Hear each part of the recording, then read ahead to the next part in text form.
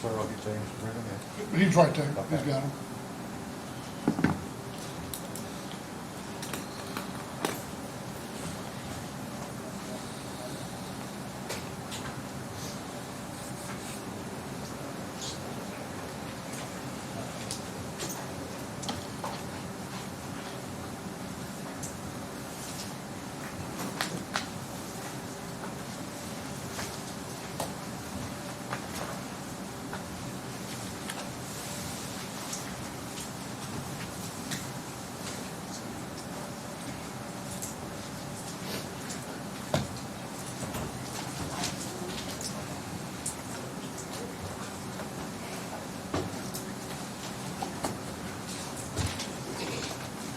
All right. Council, I believe we see the same 14 we left with yesterday. Anybody wait to call? All right. The reason we do that, pursuant to the rules, every time the jury leaves the courtroom, in theory, you're supposed to call the roll to make sure you have the same 14 jurors. But traditionally, most of the time we'll waive the call, which give you some. And also, I am thoroughly impressed. It looks like everybody remembered their juror button. Anybody almost forget? All right, I'm very impressed. There you go, there you go. All right, well, we are still in the plaintiff's case. Counsel, you can call your next Yeah, we witness. call Jerry Legrand. All right, John Green.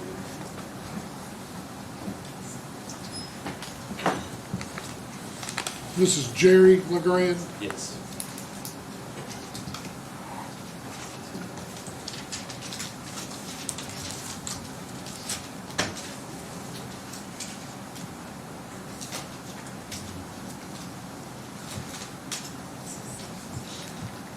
Ah, thank you.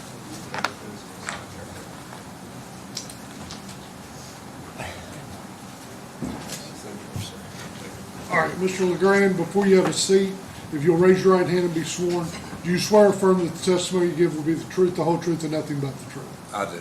Please have a seat. And if you will scoot up, we'll speak directly into that microphone so the jury can hear you. If you will state and spell your name for the record. Jerry Legrand. It's Jerry Legrand. All right, counsel, you may ask. Okay, Jerry. You already said what your name was. Yes. Where'd you grow up? Bowling Green. Okay. And how long you lived here? My whole life. What'd your parents do? My father was a plumber, and my mother worked at the Union Underwear. Okay. And tell us about what you did for work. When I was young, I used to go work with my father when I wasn't in school, and then after a few years of that, I got hired at Holly Carburetor. I worked there for 3 years until we got laid off. Then I got a job working at the Rainbow Skating Rink out on Nashville Road. I was a manager out there for 3 years. After that, I started my own business of Jerry's Amusement Company, which had video games and pinball machines. And I opened up a game room at the old Bowling Green Mall, and I was out there till the mall went under. And after that, I went to work for the county health department doing maintenance, and taking care of 8 counties of health departments, doing the maintenance work for them. And after that, I left and did maintenance for apartment complexes here in Bowling Green. And then me and my son started a landscaping business, and for the last 15, 18 years, that's what I did, was landscaping. Have you since retired? Yes, I retired just before COVID hit. Okay. Good timing. Yeah. Okay, so you're married to Sherry. Yes. How'd y'all meet? We grew up together, went to school together, been together pretty much our whole life. What kind of person is Sherry? She's a very nice person.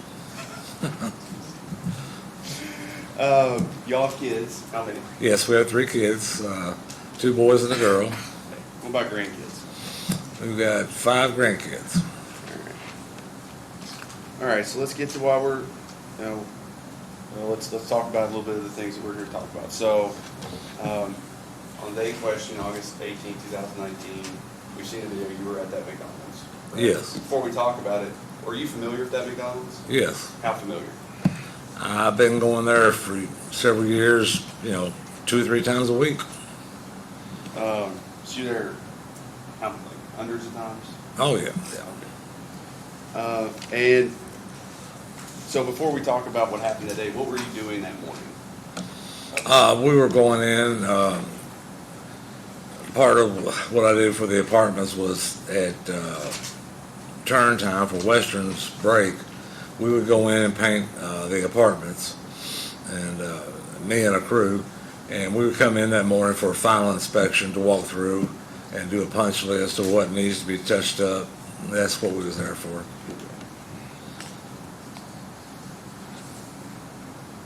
I guess Sherry would help you with that sometimes. Yes, she helped me a lot, yes. All right, so let's just tell us from what you saw, what you remember, what happened on August 18th, 2019. Okay, well, we pulled up, we went into the McDonald's.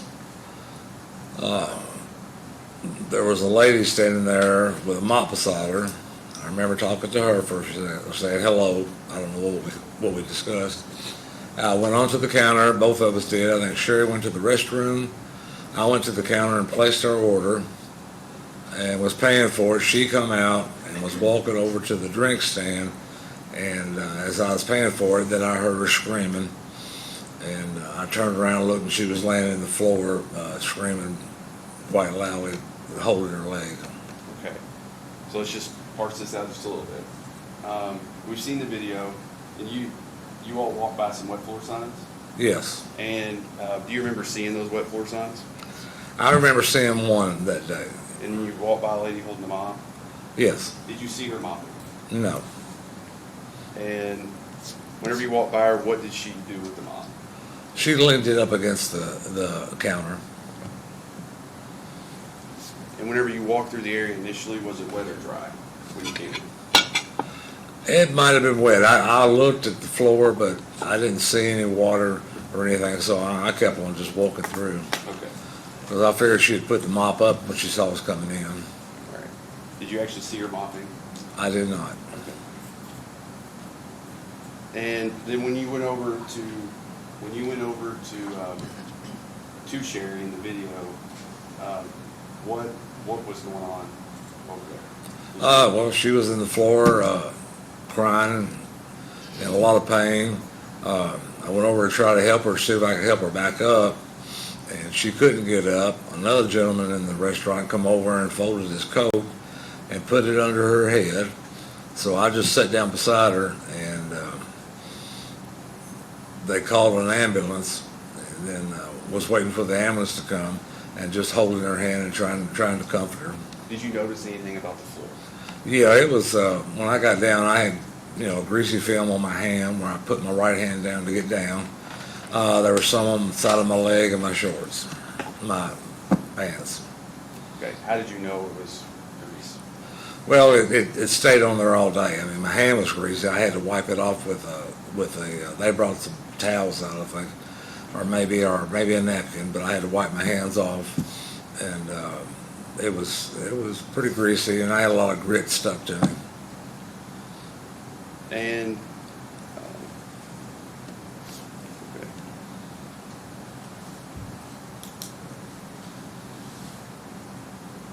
Was there a mat there before where Sherry fell? Before? Yes. Yes. Was it there that day? No. And whenever you walked over there, can you just explain why you didn't fall? Well, she had already fallen. I went over to her when I got close to her. I really slowed down and got a little extra careful. I didn't want to fall on top of her. And that's the reason I didn't fall, I'm thinking. Okay. And the lady you said you talked to that helped you, did she warn you, like, hey, it's wet over there? Mom? No, she did not. Jerry, have you ever filed a lawsuit before? No, Has Sherry? no. Why now? Well, she got hurt real bad. It's messed up her life and quite a bit of mine. We can't do a lot of the things we used to do, and then plus we got to retirement. we were going to travel and do some stuff, and now she's just unable to do much of any physical activity whatsoever. If she's out a day, she spends a day in pain with her knees swelling up, and we just thought maybe we were to do something and maybe keep somebody else from being hurt like she did. Okay. And so let's talk about Sherry before the fall. So Okay. was she active? Yes. What did she like to do? Well, she liked to walk, go fishing, go to the ball games, play with her grandkids, our puppies, work in the flowers. She worked in the garden a lot, and just things like that that she can't really do. I mean, she can do some of it a little bit, but it's hard to enjoy stuff like that when you're still having pain in your leg. It takes away the joy of it. And did she try to get better? Yes. And has she gotten better? I don't think so. It's just, I mean, she's had surgeries, went through physical therapy. We've had a machine in the house where it would pump cold water over her knee to keep it from swelling. We kept that on her every night. She's done a lot of work to try to get better, but it just still is not good. Now, in the middle of all the knee stuff going on with her, did you have a heart attack? No, I did. Okay. And you came through that? Apparently, yeah. And did Sherry try to take care of you during that time? She did. She did the best she could? She did the best she could. I mean, it was hard for her. She couldn't get me out of the bed or nothing like that when I had to have help. But she took good care of me. And as far as her mood or personality, has that been affected or altered? It's been affected a little bit. There again, like I say, if you're in constant pain, you don't really have the joy of doing things. She keeps a smile on her face, helps other people a lot, but it's just not the same. And then, how did the fall change your life? Well, there again, constant pain. She can't do physically activities like she used to do. Can't get down on the floor and play with the grandkids or play with the puppies. It's hard for her just to walk out of the yard. Any unlevel spot will throw her off balance or make her knee hurt. And it's just got to be extra careful just to go to the bathroom almost. Okay. All right. Thank you, Jerry. Yes, sir. No further questions.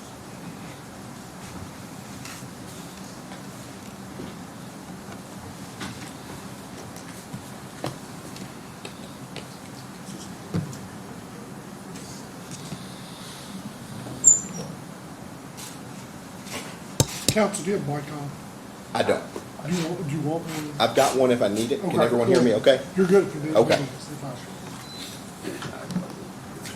All right. Mr. Legrand, thank you for being here. I've got a few questions for you too, sir. Yes. You were leaving to go meet the managers of an apartment complex you had a painting job at, right? Yes. That's what you were doing the day that Ms. Legrand fell. Yes. When you left that morning, you drive your truck. Yes. Did you have a golf cart hooked up to the back of it? I did. Okay. What time were you supposed to arrive at the apartment complex? 7 o'clock. Okay. What time did you get there? 7 o'clock. Okay. Or actually, maybe 10 till or something. About 10 till? Okay. At the apartments, maybe. Once you got there to the apartment complex, that you were going to do this, you think you said a punch list, right? Yes. You were going to go through, get a punch list for things that still need to be done, touch-ups on the paint. Exactly. Once you got there, were the managers you were supposed to meet there at the apartments? No. Okay. Did you expect them to be there by 7? Yes. Okay. At what point, did you sit there and wait for them? I think I maybe waited a minute or two, and I thought since they're late, I wanted to get something for breakfast, so I said, let's run over to McDonald's and get us something to eat. Okay. Did you drive or walk over to I McDonald's? drove. Okay. The golf cart, did you leave that behind, unhook it, or take it with you? It was still on the trailer. Okay. You're familiar with the restaurant, you've been there before, right? Yes. Where did you park at with the golf cart outside? I believe it's over back in the back by the dumpster area. Okay, so kind of out of the way of everyone else that might have been Right. coming through. Okay. We're gonna show you some videos. When's the last time that you watched? Are you familiar with the videos that you think I'm about to show you? I have seen some videos. I'm not sure which one you got. Judge, if I may, go ahead and publish that video to the jury. Sure. Okay, are you familiar, can you see the screen, sir? I'm sorry. Do I? There you go. That's a little better. Is that good enough for you? Can you see it clearly? Well, I've got a bad reflection. If you need to, there's another one over here. Oh, is it? Oh, yeah, that's much better. Okay, good deal. All right, and I know you'll be looking this way. When you answer, if you can, just turn back around and speak into that mic, okay? When is the last time you watched this video I'm about to show you? Maybe a week ago. Okay.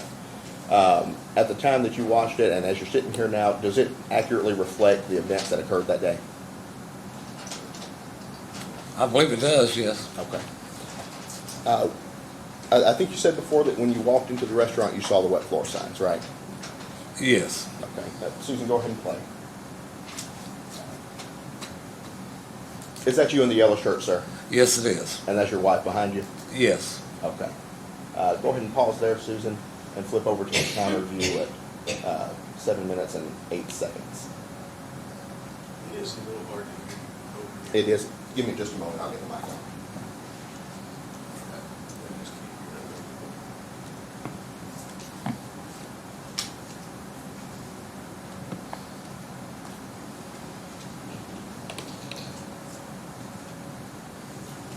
Is that better? Yes. Okay.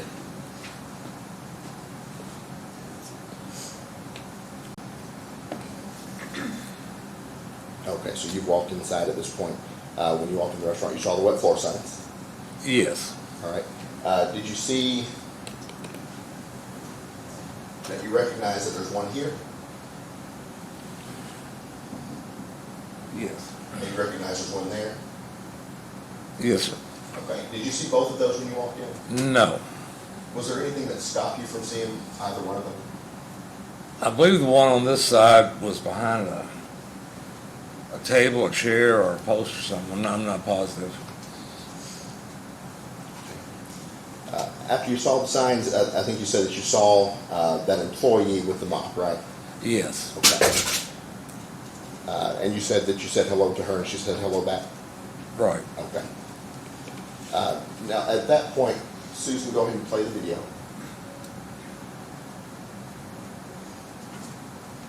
You walk behind that employee who's mopping, right? Okay. Yes. Pause there. Did you have any other conversation with that employee? No. Susan, go ahead. Then you walk up to the counter, correct? Yes. And that employee that was mopping, she comes behind to take your order? Yes. Did you have any other conversation with her then? We may discuss my order or how the day was.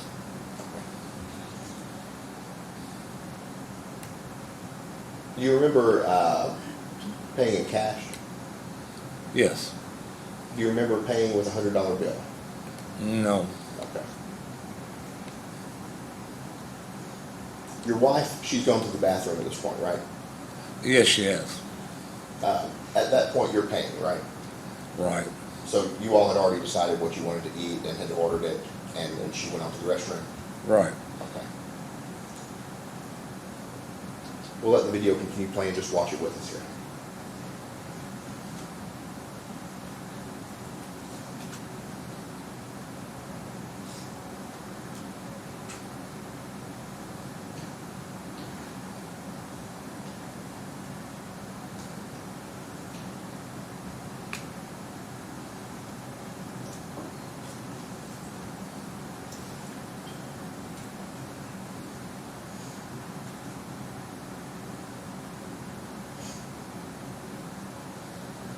Susan, if you can pause there, please. What's your attention on at this point, sir? I'm sorry, back at the time that this occurred, what was your attention on then? Well, I'm not really sure what it was. Okay, you can't remember? No. Okay, go ahead, Susan.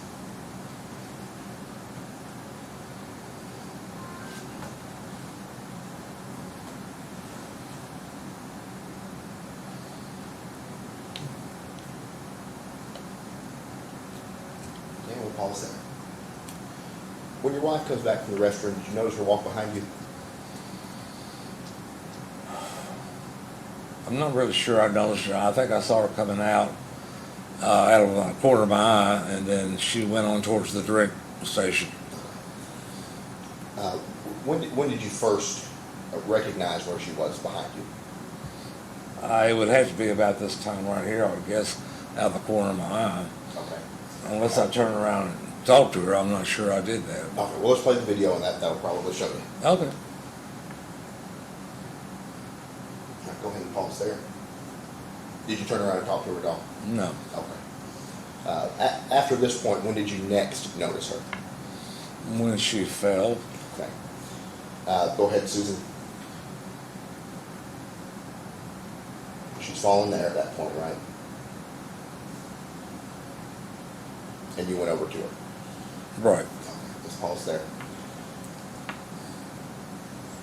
When you went over to her, why didn't you slip and fall? Well, I saw her on the ground, hollering about her leg. I just kind of got a little extra careful, I believe, and I didn't want to slip and fall too. And I stood there. I thought maybe she would just twisted her ankle or something, and was going to try to help her up.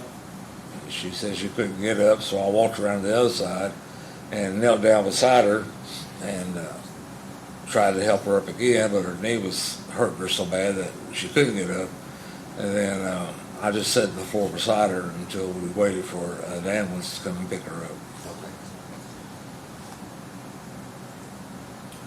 When, a moment ago, you were discussing that your hand felt greasy was the word you used, right? Yes. Do you believe that there was grease on the floor there? I did. Okay. What is it that leads you to believe that? Well, it wasn't there before I got down. And once I got down, and like I said, I had to use my hand to, let myself down. I'm a pretty good sized guy with bad knees. And I felt it on my hand. What did you feel? I felt a little greasy stuff with, a lot of grit in it. Feel like sand, Okay. more like gravel dust. The word greasy, can you describe that in any other way? Slick. Okay. So you felt something slick on your hand? Yes. Okay. And you felt grit on your hand? Yes. Okay. It's not unreasonable for this restaurant to be mopping at 7 a.m. on a Sunday, is it? I would think not, no. Okay. When you walked between, Susan, let's go back to 7 o'clock, 0 minutes and 12 seconds.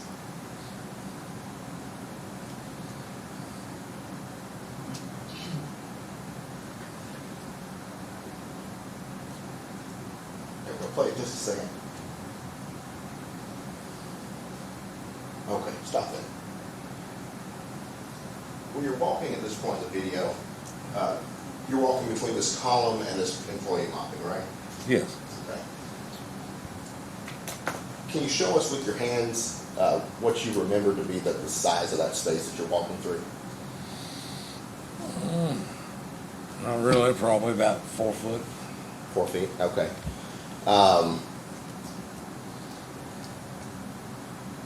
Why not walk the other side of it?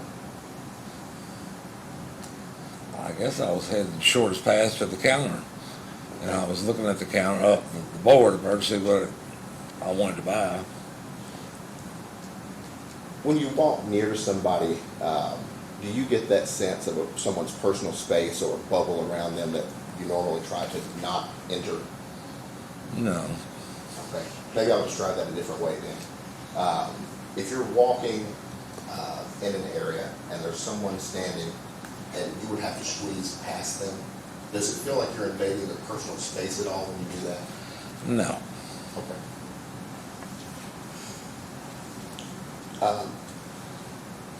You recognize that she had a mop in her hands though, right? I saw her with a mop in her hand, yes. Okay. Which direction was her body facing? Was it facing towards this way or towards the dream machines up here? I believe she was facing, I really don't remember. It could have been this way, because I know I spoke to her, so she had to be looking at me.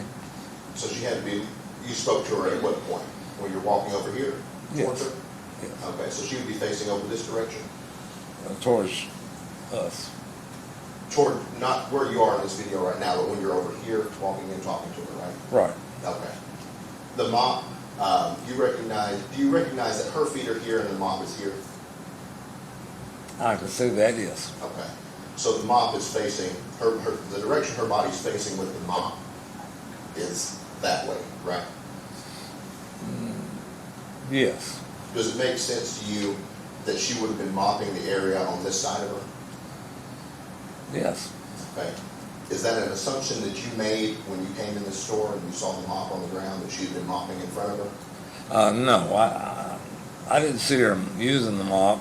I know when I come in, I thought maybe she stopped, but we spoke and I walked on by and went to the counter. Okay. So maybe she stopped, so she must have been mopping before that, right? I don't know if she was mopping or getting ready to mop. I know she had the mop in her hand.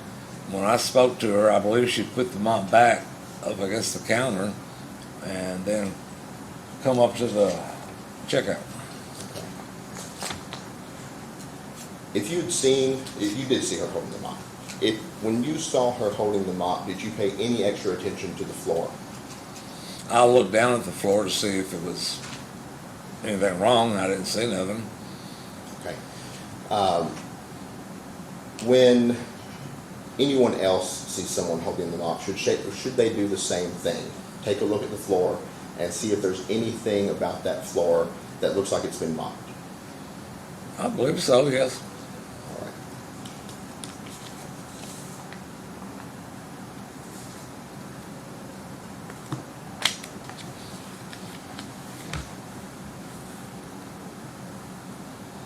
Sir, when did you have a heart attack?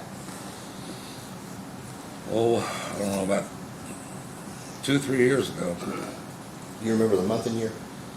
No, I don't. You remember the season of the year? Was it warm or cold? Oh, it was warm. It was summertime. Yes. Summertime. And do you remember which year in the summer? No, I don't. Was it after your wife had her first surgery? I believe so. Okay. Was it during COVID in 2020? It was about the end of COVID.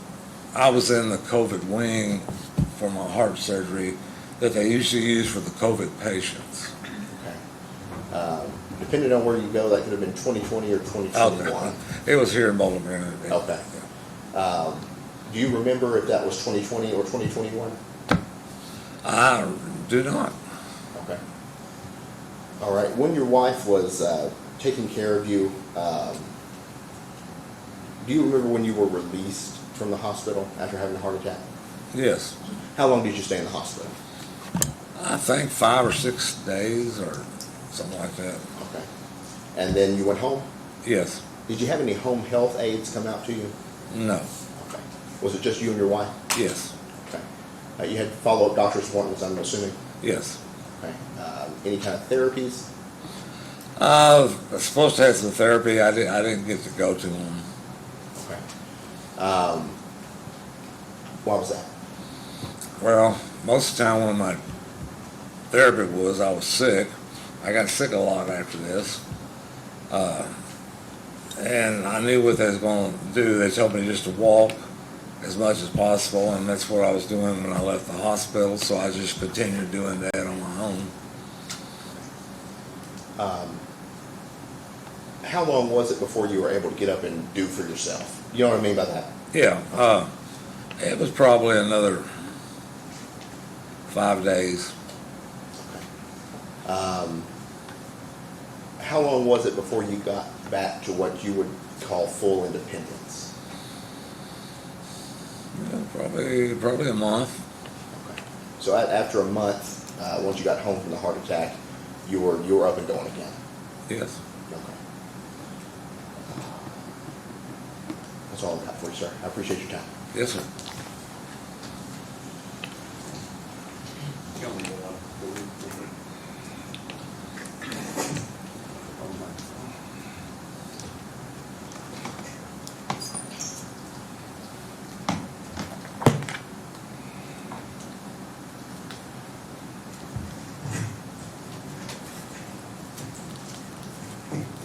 Okay. Jerry, in this photo, are you facing this way? Yes. Okay, so you're not looking at her behind you? No, I'm not. Okay, did you ever see her mopping? No. Okay, now you've been to this McDonald's a bunch, right? Right. What do you think McDonald's could have done better? Well, after looking at it, I believe they could have, if, put the signs where they were mopping, if that was the case, and not, halfway across the restaurant, or, if there had been a mat there, that would have prevented the fall, or just rope the area off that was wet. Have you seen them do that before? Yes. All right.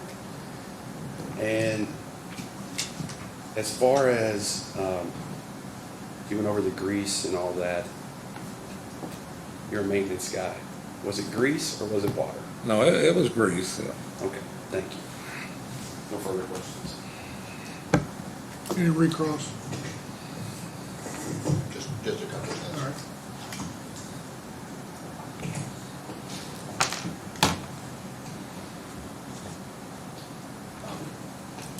Can you still hear me okay, sir? Oh, yeah. Okay. You said that you'd seen this McDonald's rope an area off before?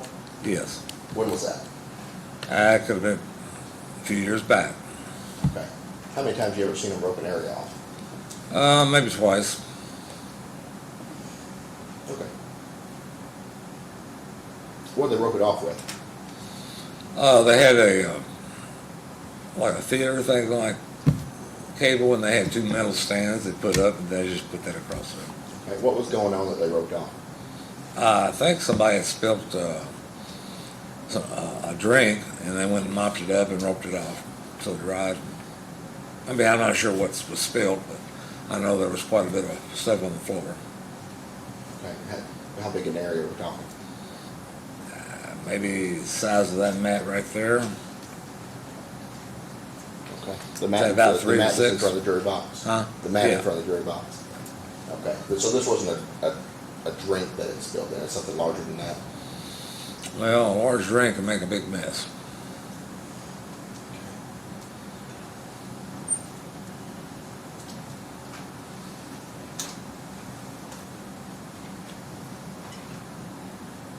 Thank you, sir. That's all I've got. Yes, sir. Is he to remain under subpoena? No, I mean, all right, we're fine. You've been released from your subpoena, so you're welcome to stay in the court. Thank you. All right.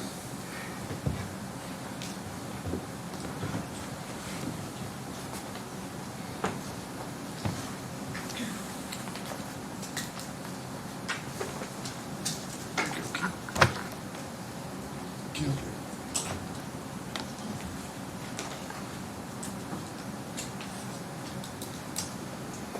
All right, Mr. May, call your next witness. Yeah, we call Sherry Legrand. All right, Mrs. Grant. All right.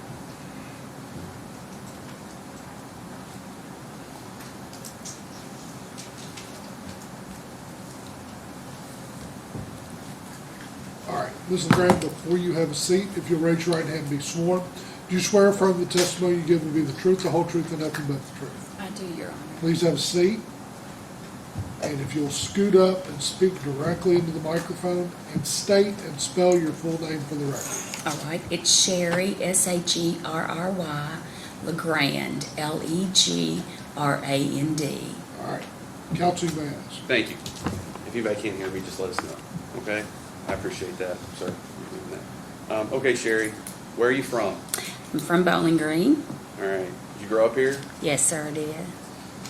You lived here your whole life? My entire life. And what did your parents do?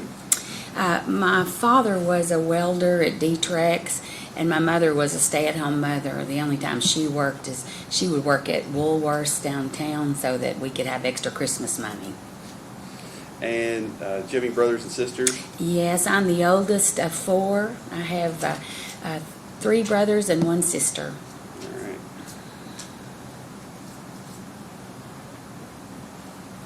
Where did you go to high school at? Bowling Green High When did you graduate? in '73. And then did you go to college? I did. I went to Western Kentucky University Okay, what did you get a degree in? in nursing. I'm a registered nurse. Why did you want to be a nurse? Well, being the oldest of those siblings, it's always been in my nature to be a caretaker because it's just who I am. I feel like that we all have a purpose, and the purpose for me was to be a caretaker of others. Okay. Where did you work in your career? The first year I graduated as a young nurse, I worked on the surgery floor at the old City County Hospital, if anybody knows that, before the medical center. And then I had a young daughter, and so I needed to have day work. And so then I went to work as a WIC nurse traveling across the counties for the public health. I became a public health nurse, which took care of like immunizations, anything TD, any VD, any communicable diseases, immunizations, doing physicals on children. And then I worked my way up from a staff nurse to director of nursing, and then I went from director of nursing to director of the primary care center. We wrote a grant so that people that didn't have any health insurance or were low income could come and get health care, not just take care of specific issues, but they could come and see a physician and get medicine. And so we had to write a grant to be able to find the money to be able to do that. So I became the director of the primary care center. What did you do after that? After that, I spent my last years as a Medicaid inspector for the state. I was a go-between between a Medicaid recipient, a hospital or a doctor, and the Department of Medicaid. I can give you an example of that. Whenever I first started, we would pay for someone to go to the hospital who had flu, but we wouldn't pay for them to get a flu shot. So I worked with the governor and some other people up there to say, this is not a good use of taxpayer money, and it's also not good for the Medicaid patient. So that's what I did my last 9 years and retired from there. So you're retired now, Yes, sir. and you were retired on the day of the incident. I'm sorry. When you fell, you were retired. Yes, I was. You weren't actively nursing. I wasn't nursing, no. Well, although I'm not sure you ever stopped nursing, but I wasn't actively employed. Fair enough. Okay, and you got married to Jerry. Yes. When did you meet him?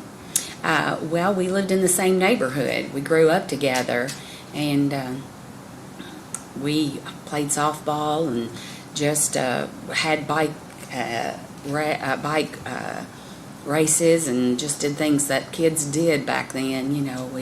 We were more like friends, and then when we got to high school, we started to date some, and so we were kind of high school sweethearts. Okay. And y'all had, he just said y'all had kids, right? Yes, 3 of them? yes, Okay. we have 3. We have a daughter, Jenny, and 2 sons, Jerry the second and Blake. Okay. And how many grandkids do you have? We have 5. We have 3 girls and 2 boys, a brand new 8-month-old from my youngest son. Nice. And what are their names? There's Madeline Elizabeth, there's Allison Ray, there's Bennett Michael, and there's Noah Kate. And then the last little boy, his name is Atlas Lincoln. Okay. And then as far as pets, what pets do you have? Well, I have little dachshunds. We've always had dachshunds. And we also have a Great Dane. We have both ends of the spectrum. I was going to say.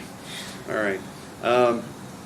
Okay, so now, I've introduced you a little bit. We're gonna talk about why we're here, okay? Yes, sir.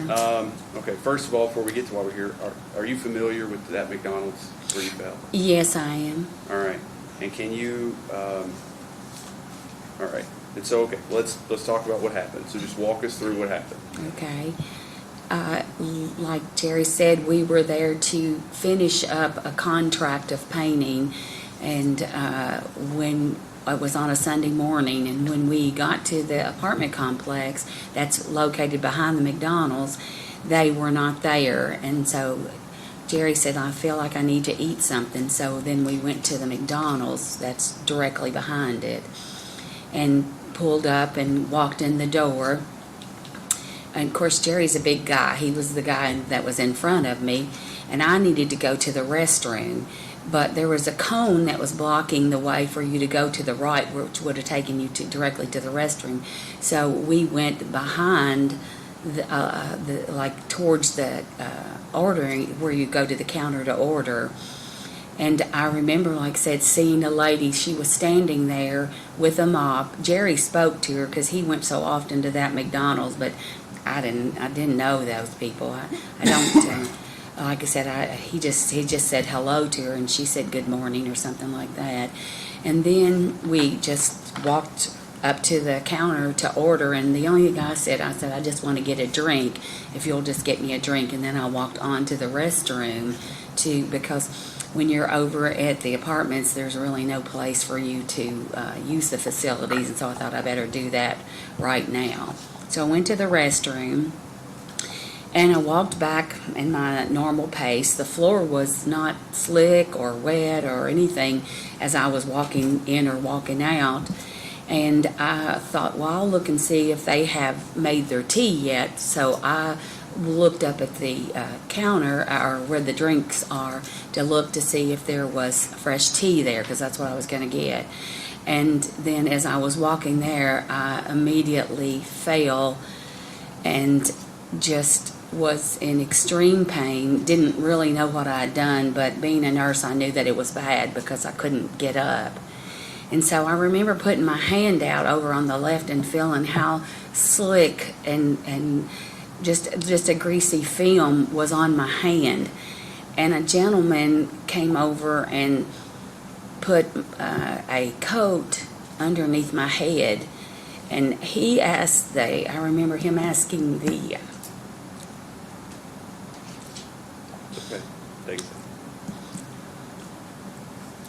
he asked the people at the McDonald's. He said, she said, do you want to call an ambulance? And the gentleman said, haven't you already? And so after that, I remember just being there crying in pain. And so they called the ambulance and got like a blanket to put me on. And I remember when they picked me up with the blanket, that I touched the back of my hair, and it was kind of like in a bun, and there was like a greasy film all over my bun, and I was in so much pain. That's just exactly what I remember. The lady that was the EMT people told me that they thought that I had broken my kneecap and how painful that was, and so immediately they gave me a morphine shot when we got into the ambulance, and then went to the medical center to the ER. Okay, so we'll talk about the ER a little bit, but let's just talk about the McDonald's first. Okay. Okay, so let's parse this out just a little bit. Okay, so when you walked in, Yes, sir. you've seen the video. I have. It's in here. You walked past 4 wet floor signs. Well, I saw that the two up at the front were out of my vision whenever I walked in, but I saw them as I walked back from the restroom. Okay, and you saw the lady holding the mop. I saw her holding the mop, yes. Did you see her mopping? I did not. She was standing there holding the mop. And so you went to the restroom and came back, Yes, sir. and then you ended up walking towards the drink counter and fell. Yes. And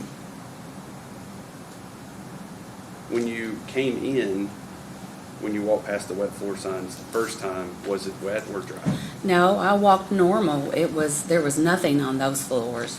It was dry. When you came behind her? Yes, Right, okay. yes. And when you walk back through there with the wet floor signs there, what were you expecting?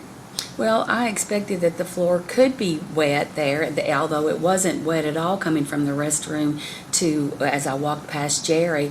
I thought if it is wet, maybe I could have walked a little slower, but nothing would have kept me from falling because of how greasy and slick the floor was. And I think,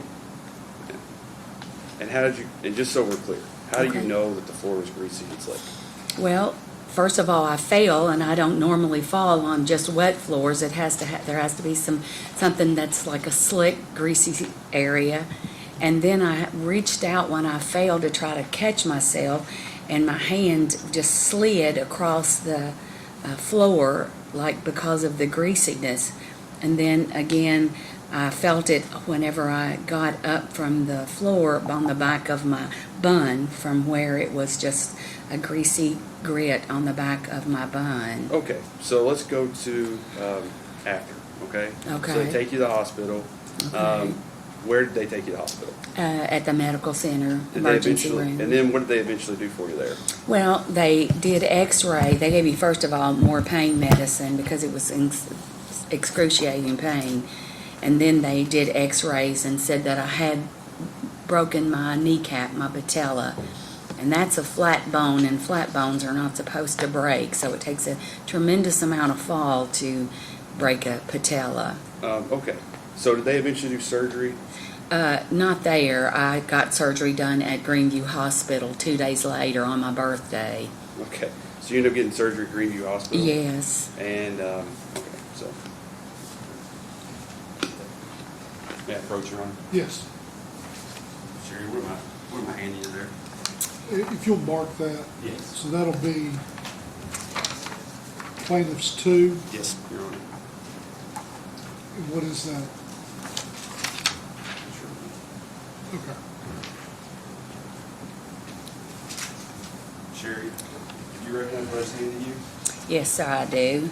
What That- is it? That's my knee after the surgery and the staples and the severe bruising and swelling that I had from my surgery. Does it fairly accurately depict your knee after the surgery? It's exactly my knee. Okay. Yeah, I moved it a bit. Any objection? All right. No, without objection, it'll be admitted. Yeah, I apologize. Yes.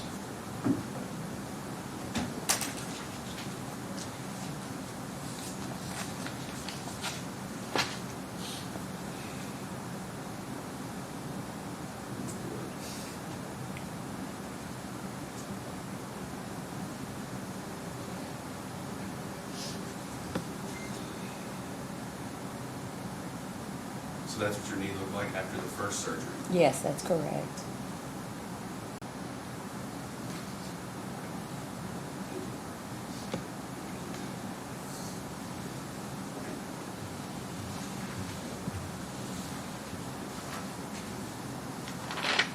All right. And then as far as what happens next in your treatment, Dr. Green covered it already covered a lot of that for us, okay? Yes. But as far as, just walk us through how you got from that point to then needing a full knee replacement. Well, I went to many physical therapy visits, and I knew myself that it just was not getting better. I had continual swelling and so much pain, and so I felt like there had to be something that I could do that would make a difference.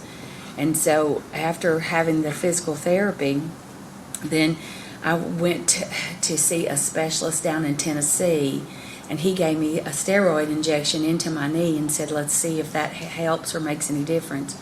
It didn't, but about that time COVID hit, and you were not allowed to go out of the state. You had to stay in the state that you lived in. So I was able to find Dr. Green, who specializes in doing like severe cases of injury and reconstructive surgery. And so I found him, and he did an MRI and said that, That's the objection, it's hearsay. I'm going to, go ahead. Thank you. Go ahead.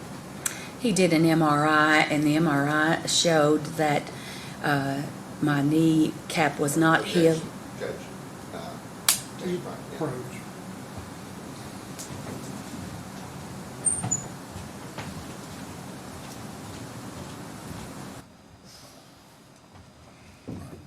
So she's a nurse, I get that, but Right. she's not a doctor. She can't be testifying about what the MRI showed. She can give what her understanding of it was. Yeah, you can ask her what her understanding was. I'll just rephrase the But, question. yeah, that's fine, rephrase, but she can talk about what medical treatment she Absolutely. received. Absolutely. Okay. all I'll right. just ask it a different way, Your Honor. Yeah, that's fine.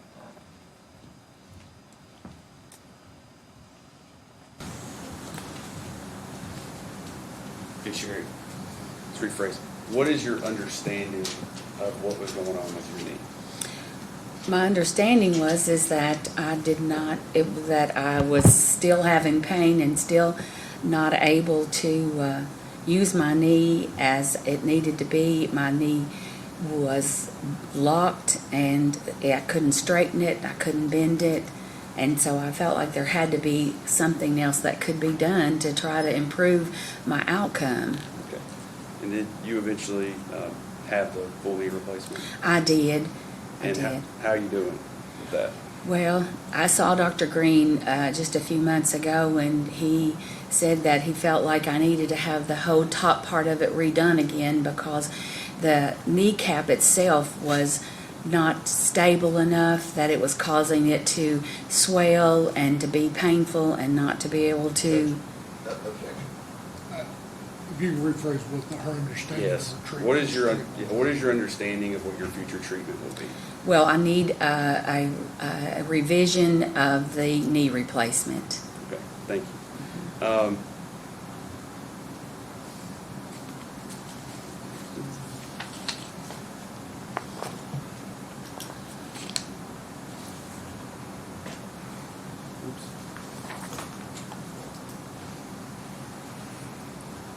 Set the corrected exhibits. All right.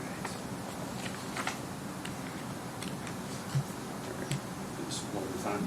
May I approach, Your Honor? Sure. Is this gonna be one cumulative exhibit? Yes. Okay, so this will be plaintiff's 3.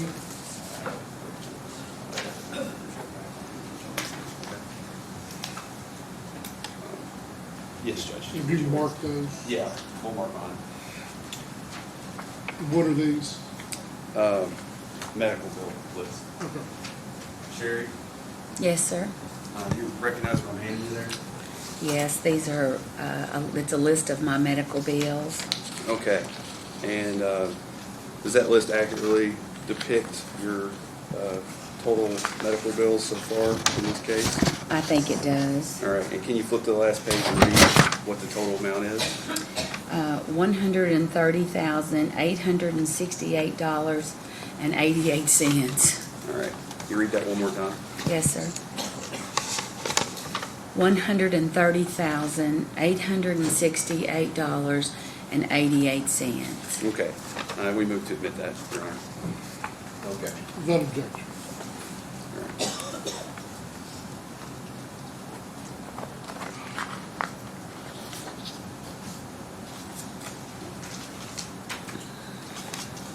What's the future list, Your Honor? All right, this is plaintiff's 4. Yes. May we approach, Judge? Sure.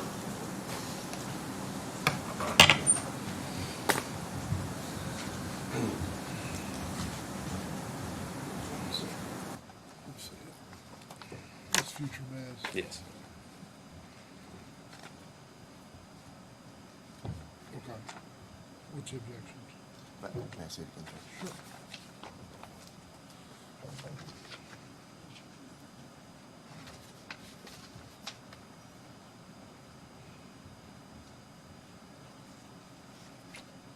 These are, when is this, Judge? So this is before, this is before, so I'm basing her next surgery on what these are.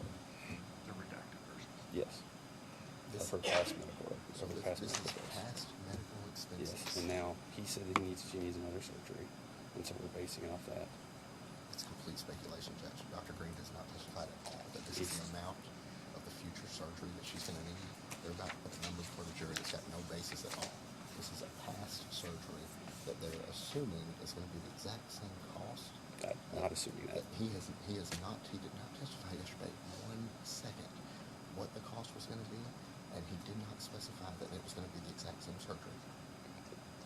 Now, that is accurate. However, he did say that a future surgery is on the table. So we need a basis for what the future medical bills would be, which you can use as you can use the prior medical bills as a basis. If they needed a basis, they should have come up with something. They should have asked Dr. Green, they should have got an estimate. This is them speculating about what the cost is. All right. He's not the cross-examiner. I think you can ask her what her understanding is what her future surgery would cost. Okay. In regards to that, you can obviously cross-examine in regards to that. One question I do have. Yes, sir. She said on plaintiff's 3, the medical bills were $130,000.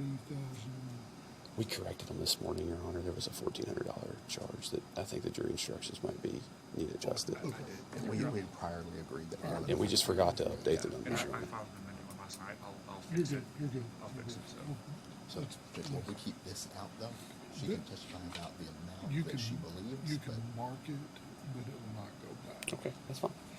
Yeah, and she doesn't need and is she going to testify about I was going these to ask. documents? I was going to have her testify about those documents. Okay, so she's not gonna talk about this at all? She can talk about what she's gonna, can understand what her future meds will cost. Okay. I understand. Yeah. All right.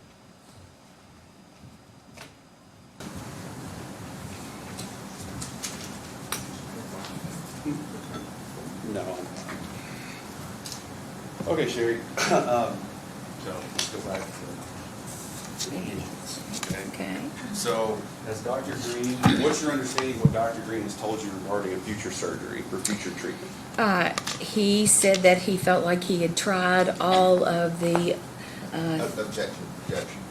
What is your, if you ask what her understanding is what future treatment would be? That's right.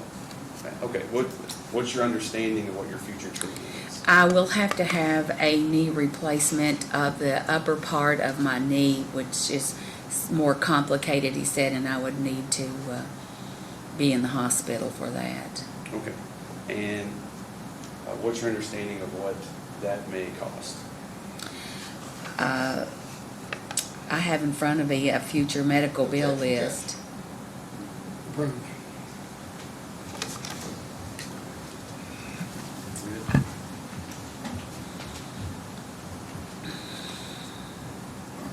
Go ahead, Mr. Judge. No, I did not know that she had that paper in front of her, and now she's got the number. She's gonna say the numbers on paper.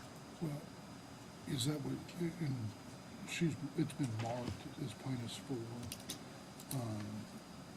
It'll not go back to the jury, but I think if you need to use it for the purpose of, I'm sure this has been discussed beforehand with her. Yes. I think if it's her knowledge that's what the number came from her doctor, I think she can articulate that. My objection to that would be that that's putting her in the position of her doctor, her rendering her own medical opinion about what her future costs would be, and they don't have a medical opinion about that, about the necessity and the reasonableness of that number. All right, your objection's noted, so we'll go ahead. Okay, thank you. Yeah.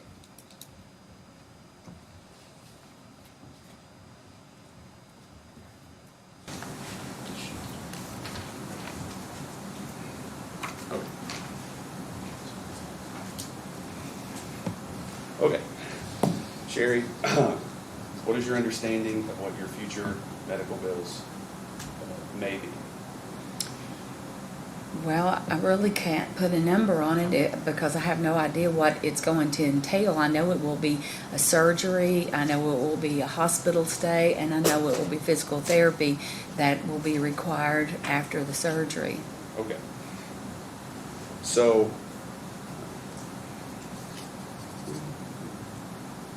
okay.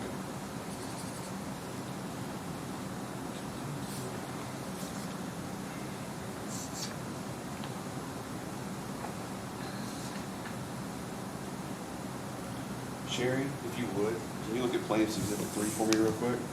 Yes, sir. All right.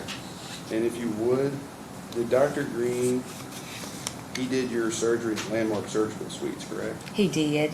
And then how much was that bill for your total knee replacement? From the Landmark Surgical Suites, it was $75,000. Okay. Thank you.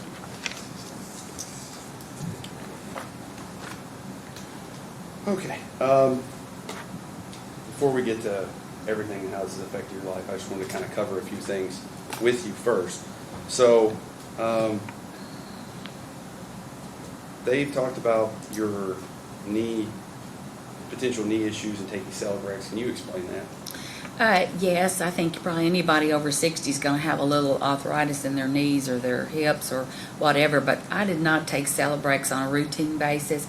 I'd seen the doctor a few times, and if we had done like a big job, like we'd done laid sod or I'd exercised too much, he would give it to me for just a short period of time, and then I would take it, and it's an anti-inflammatory, and I would be fine. My knees were perfectly working fine before the fall. Okay. And then he also brought up the fact that immediately after your first surgery, you were taking care of your bedridden brother. Can you explain that? My brother was in the hospital. He had a very, very serious condition, and he was actually being taken care of by the nurses in the hospital and the doctors. I was there as moral support for his wife and for him. Being a medical person, I could help them navigate what needed to happen and what they needed to do, but I didn't do any physical taking care of him. And then when he went home, he had home health nurses that came. Okay, thank you for clarifying that for us. Mm-hmm. Okay. Sherry, before the fall, what would you like to do? Well, I was a very active person. I really love gardening, and I have rose bed with flowers. I really like to walk. I like to shop. I like to play with puppies, and certainly go and visit my grandchildren because none of them live here, so you have to drive to go see them. And so I loved going out with my friends and being active and going out to eat and watching movies. And so I was a busy person, plus also working with Jerry, and I did all the flowers over at the apartments, and helped him mow, and any painting that we did. He really can't bend down too well, so I did all the baseboards and all the low things, and he did everything that was up above. Okay. And so we made a pretty good team working on doing it like that. And you talked about your grandkids a little bit. Are you able to take care of them by yourself? No, not anymore. I really can't. I can't pick them up. I can't, pick him up. Now my other grandchildren are older, so they don't need me to take care of them. But my new grandson, he's a little chunk, and I can't really hold him.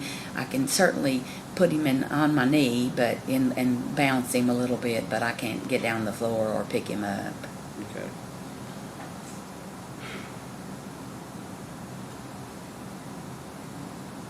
Are you able to do those things that you loved before now? I am able to repot flowers. Like if I sit down and have the flowers in front of me on a pot, I just can't get over and weed them, and I can't plant and do those things. And the sad part about it is that when things hurt you, and I'm a person who tries to continue to do those things, it seems like it takes the joy out of being able to do what you want to do when it causes you pain. And then if I do something that I shouldn't, then I will suffer for it later with pain in my knee.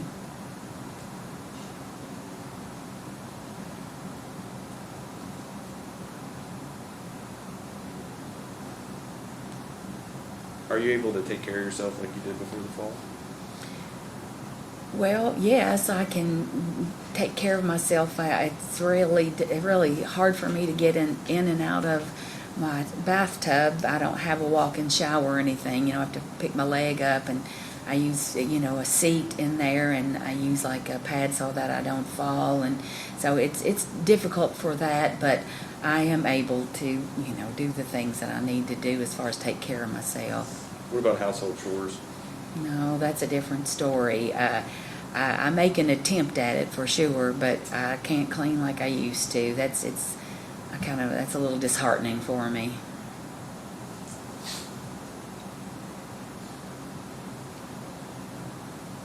certainly can't get up on anything or, So, Sherry, just tell the jury how your injuries have changed your life. well, it's changed it completely from being a very active, energetic, happy person. It seems like that everything is so much harder for me to do. Not that I don't try, but it's taken its toll on me. I've always been a glass half full kind of person. That's just who I am. And so I try to continue to do that, but at times it's very difficult. I can't, if I go up steps, I have to go one at a time. And if I'm outside, I have to do sideways. Like I have a carpeted step, and so I will use kind of all fours. It's much easier because it doesn't put pressure on my knee if I kind of use my hands and use my feet to do that. It's, I feel like that it has been life-changing for me. You have to, it sounds like you have to crawl up and down stairs. Yes, sir, that's pretty much it.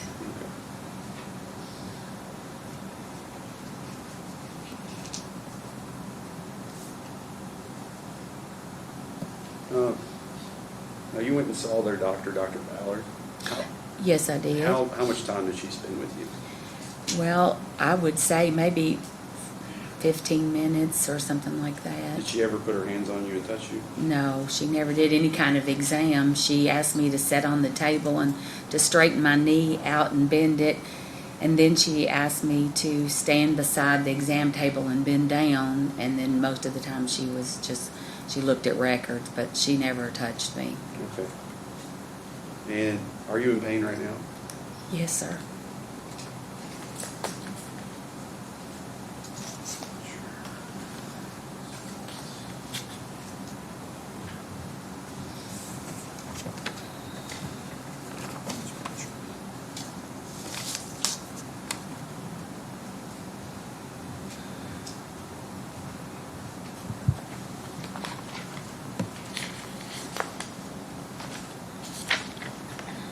No further questions, Your Honor. Cross?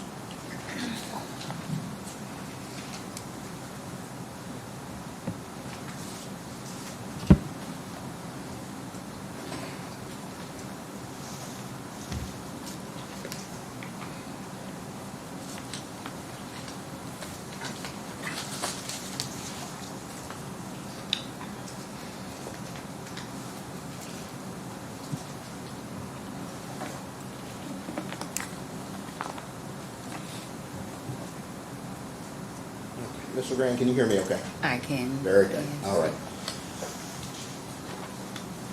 So I'm going to ask my questions kind of in the reverse order that Justin did, okay? I'm going to Okay. start by asking you about your course of care. Okay. All right, and you understand what I mean by that, the medical issues and visits, and physicians you saw, that type of thing, okay? Yes, sir. So I'll give you kind of a summary and you tell me if that's accurate. Okay. You began with an ER trip by ambulance. Correct.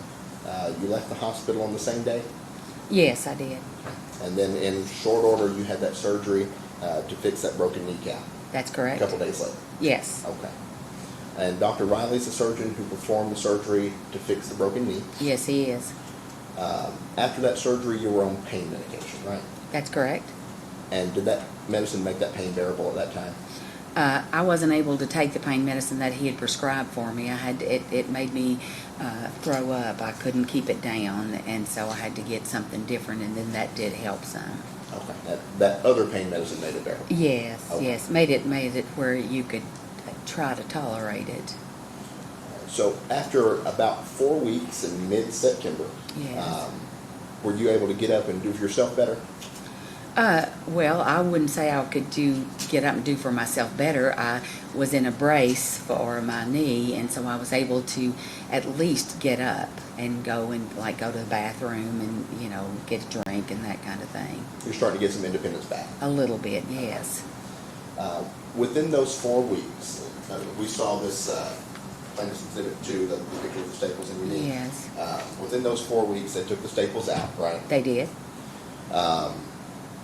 They put that adjustable knee immobilizer on you? They did. Okay, and that's the one where You put it on and they can crank it to different, Yes, it can be different degrees of movement. and that allows you to move it more and less as time goes on. That's correct. Okay.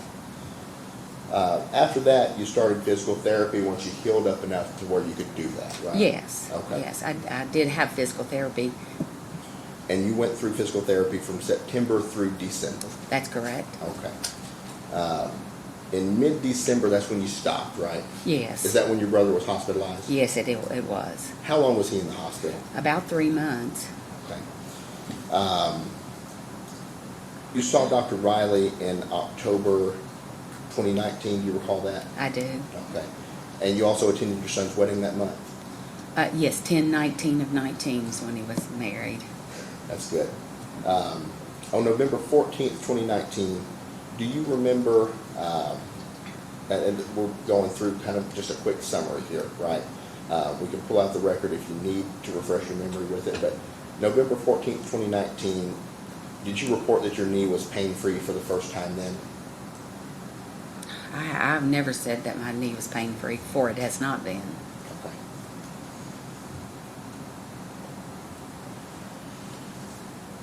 Okay, just a moment.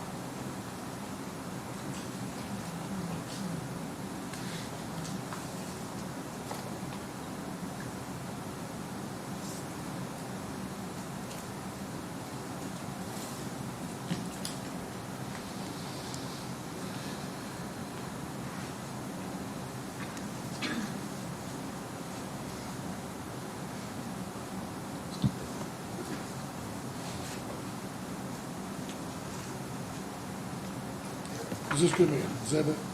It won't be an exhibit. Okay.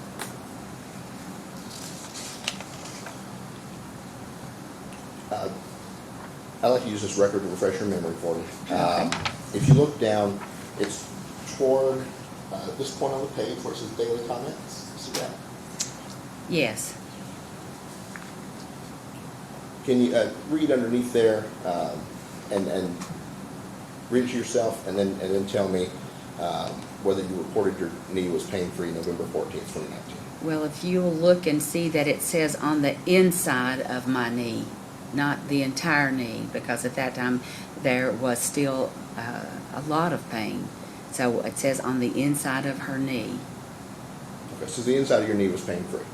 Well, obviously it must have been better. Okay.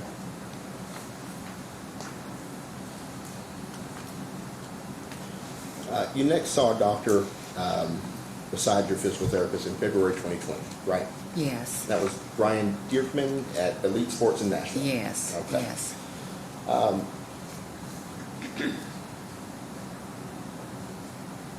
You began physical therapy again in January 2020. You remember that? Yes. Okay.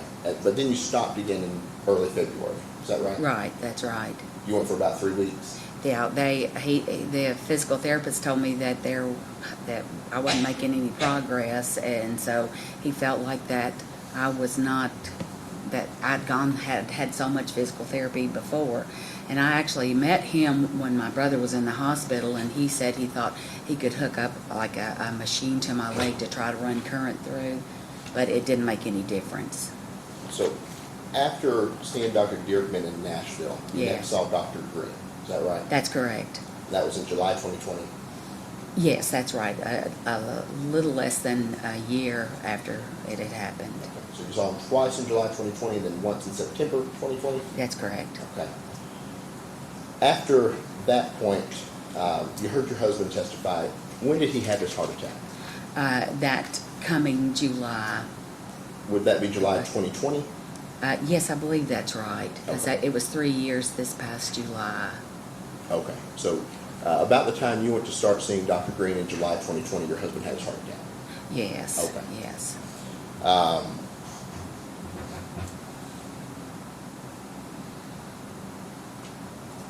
You heard him testify that after about 1 or 2 months, he was back and to what he considered to be fully independent.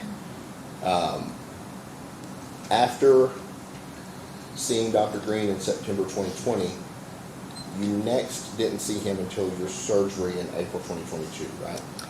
But I had a surgery scheduled that January, And they called me 2 days before the surgery was supposed to be and said that Dr. Green was no longer with them with no explanation. And if I wanted to have someone that I didn't know or had never seen before do the surgery, that I could go ahead and come on, and I opted not to do that.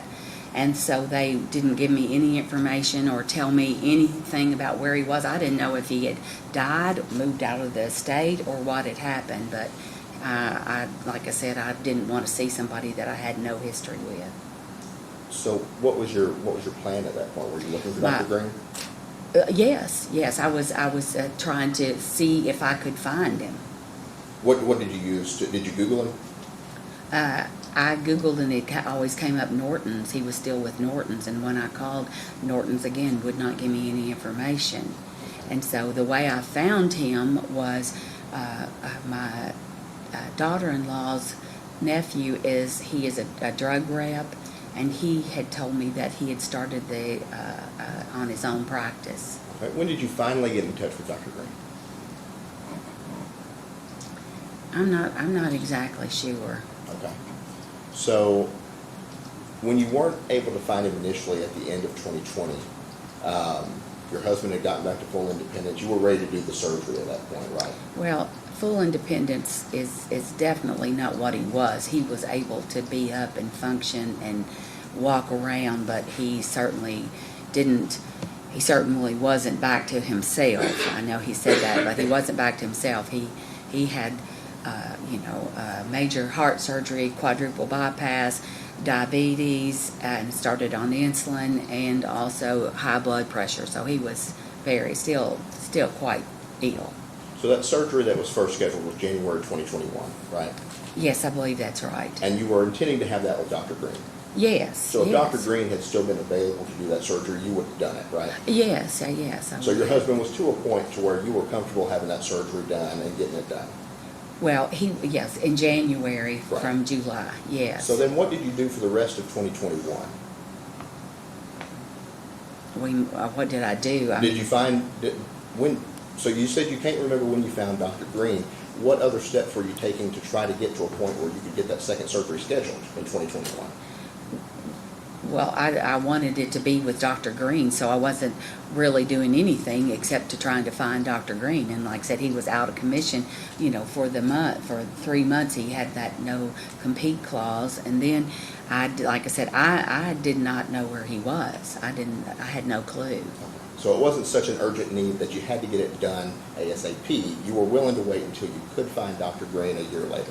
Well, there was no change in the pain that I had. It just was, I wanted to go with the surgeon that I felt comfortable with, that had done my exams and made me feel like he could make an improvement in my knee. The surgeon that you saw for 3 visits? Yes. Dr. Green? Yes. Okay.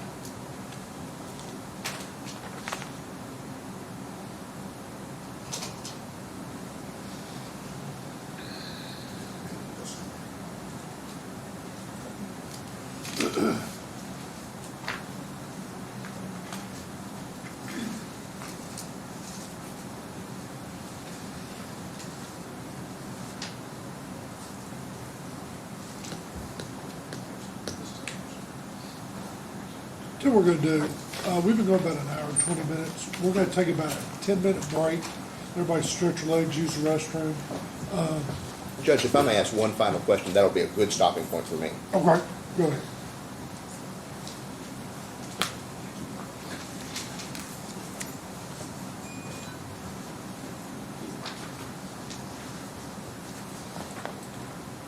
Your Honor, may we approach? Sure.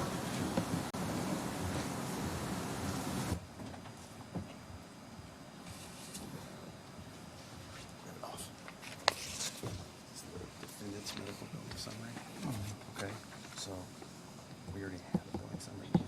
See, We have a billing summary already in. Right. And I don't want to confuse the jury. So the point is that my client's never seen this. She doesn't know what it is, and she hasn't reviewed it. So we don't know if it's accurate. We haven't looked at it. We don't know. So. why don't we take a break and take a look at it? Okay, that's fine. Well, they've had it since December the 8th, Judge. We had motions to eliminate about this. Okay, my bad. Oh, sorry. Okay. If they haven't shown it to her, if they haven't reviewed it, I mean, we're just wasting time at that point. Listen, he can ask her about it. Bye, Doctor. All right.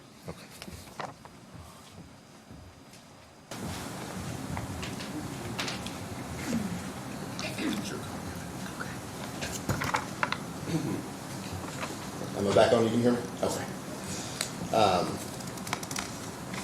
Ma'am, Justin had showed you a copy of the full list of your medical bills that you're claiming in this case, right? Yes, he did. What does this appear to be that you've got in front of you?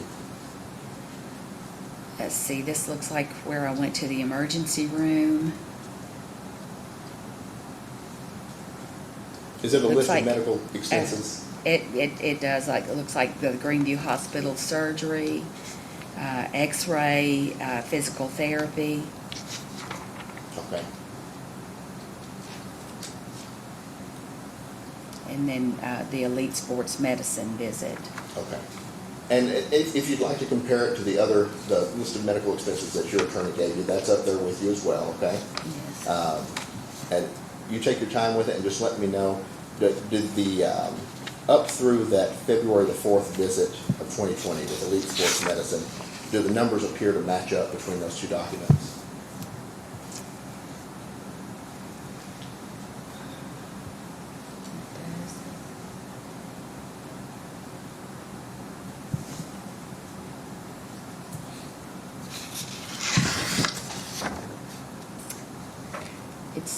It seems like it does, that through, like, they seem the same. Okay. There's a total there at the bottom. Will you read that number out for me, the total medical expenses, and that would be the total through February 4th, 2020? Yes, $44,371.47. Okay. Does that appear to be an accurate summation of the numbers that are on that medical bill summary through that date? Without having a calculator, I would say that it's, if you say that's what it is, then I would say that's what it is. I appreciate that. That definitely simplifies things, okay? We'll move to admit this as Defendant's Exhibit 1. All right. No objection. Without objection. And Judge, that's a good stopping point for me if we'd like to take a break. All right. All right, ladies and gentlemen, I'm going to admonish each of you at this time as your duty while this case is in progress, not to permit anyone to speak or communicate with you on any subject connected with this trial, and any and all attempts to do so should be immediately reported by you to the court. You should not converse among yourselves on any subject connected with the trial, nor form nor express any opinion thereof until the case is finally submitted to you for a decision. So with that, we're going to take a break for about, let's do about 10 minutes. Stretch your legs, use the restroom, be back in the jury room at 10:35, and then we'll try and get started and go to lunch.